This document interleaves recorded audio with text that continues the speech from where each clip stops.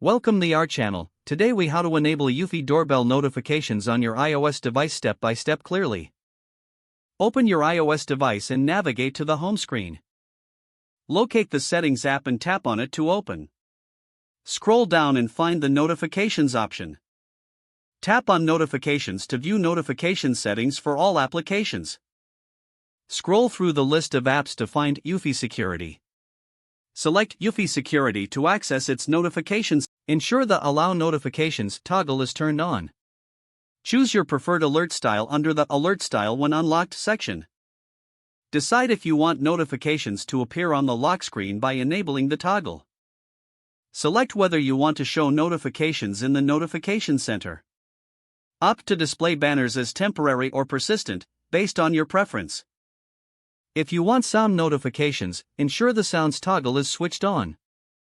You can also enable or disable the Badges option depending on your notification preferences. Return to the main Settings menu and exit the Notifications section. Next, open the Eufy Security app on your device. Log in to your Eufy account if prompted. Navigate to the Settings icon within the app. Tap on Doorbell or the relevant device section. Enable any specific notification settings for your doorbell.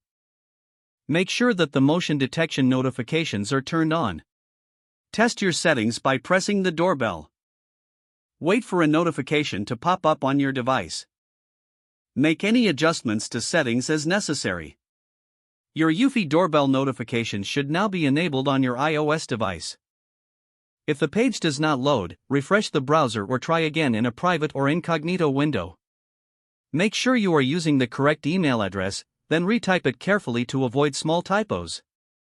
If your password is not accepted, use the Reset option and create a new strong password you can remember.